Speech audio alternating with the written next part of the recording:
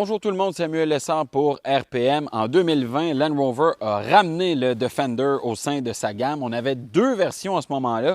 La version 90, une version courte à 2 portières. Et on avait aussi la version 110, allongée à 4 portières. Mais pour 2023, on amène une déclinaison de plus, la version 130 que j'ai eu l'occasion de tester au cours de la dernière semaine. Comment on fait ça, une version 130? C'est pas compliqué. On prend un Defender 110, donc on conserve le même empattement qui est quand même assez long, et on rajoute à l'arrière 340 mm de cabine, donc plus de 13 pouces de cabine supplémentaire pour en faire un véhicule qui va être plus à même d'accepter des passagers à bord. D'ailleurs, ici, on est capable d'accepter 8 personnes à bord, 2 personnes à l'avant, 3 personnes au centre, 3 personnes à l'arrière, donc pour un total de 8 personnes, ce qui est une amélioration par rapport aux versions 90 et 110. Donc, un véhicule également qui vient s'insérer au milieu de la gamme du Defender parce qu'on commence à la base avec une version 90 à moteur 4 cylindres autour de 69 000 $.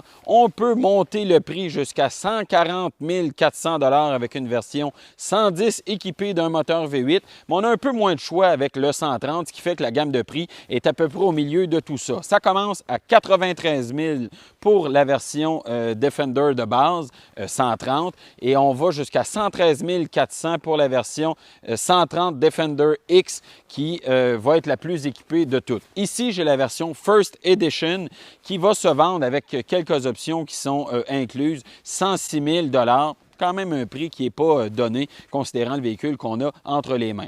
Toutes les versions 130 vont avoir le même moteur, un 6 cylindres en ligne de 3 litres, un moteur qui est arrivé il y a quand même quelques années au sein de la famille Jaguar et Land Rover, évidemment muni d'un turbo, mais également muni d'un surcompresseur volumétrique à fonctionnement électrique via un système 48 volts qui est imbriqué dans le véhicule. On a une petite batterie qui est placée à quelque part dans le véhicule qui va alimenter ce surcompresseur volumétrique-là, qui est capable d'atteindre, imaginez-vous, la vitesse de 120 000 tours minute en seulement 0,5 secondes à partir de l'arrêt.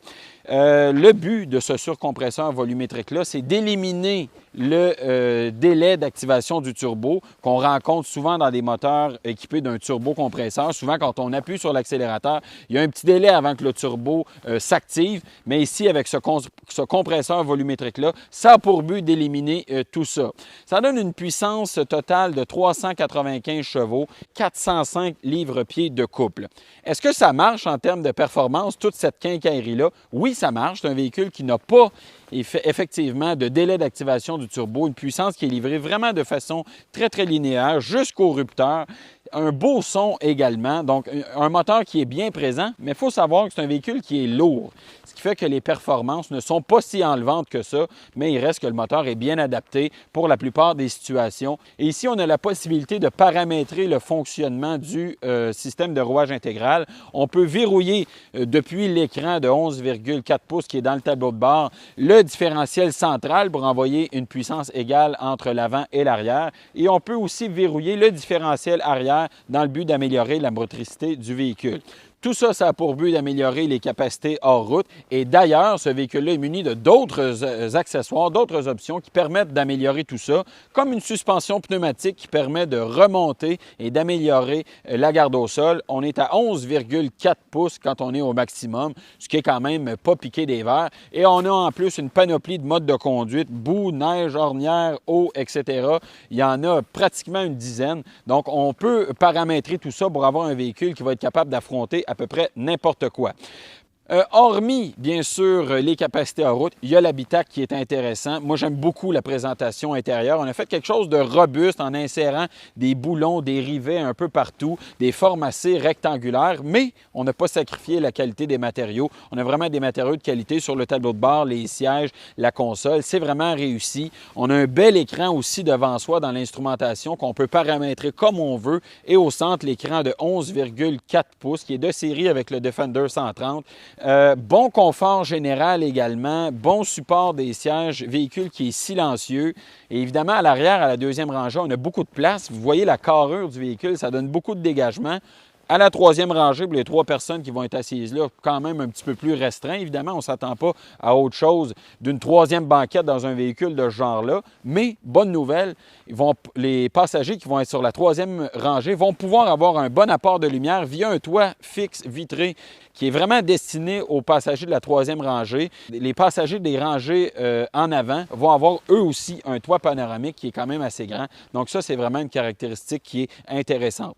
J'ai relevé 2 défauts principaux. Premièrement, le prix, quand même à 106 000 $ pour un véhicule qui n'invente pas grand-chose du point de vue technologique. C'est quand même pas donné, mais il faut savoir que c'est commun à toute la gamme Land Rover de demander des prix qui sont assez élevés.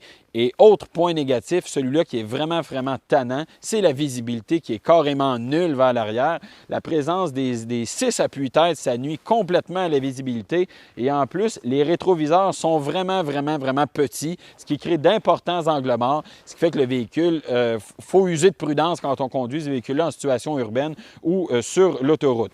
Consommation de carburant, malgré le fait qu'on a une technologie hybride légère qui devrait techniquement diminuer la consommation de carburant, entre autres avec le système arrêt-démarrage qui est imbriqué dans le véhicule, j'ai eu une moyenne sur 550 km de 13,8 litres au 100, donc pas particulièrement économe. Est-ce que c'est un véhicule qu'on vous recommande? Bien, depuis quelques années, ce moteur-là est arrivé. Les gens qui ont eu ce véhicule-là ont eu des problèmes de fiabilité au départ. Donc, on n'est pas en mesure de vous dire, oui, achetez ça sans problème. Et il faut quand même garder en tête qu'il est marqué Land Rover. La réputation de cette marque-là n'est pas particulièrement enviable en termes de fiabilité. Donc, on vous dit, allez ailleurs, mais il n'y a rien d'autre dans le marché qui se compare à ça et c'est ce qui est un peu dommage. Les gens qui s'intéressent à ce véhicule-là n'ont pas vraiment d'autres options vers lesquelles se tourner, mais je n'ai pas le choix de vous dire que c'est un véhicule que nous, on ne recommande pas compte tenu du bilan de sa fiabilité. Voilà, j'espère que ça vous a plu. Continuez de nous suivre et je vous dis bonne semaine tout le monde.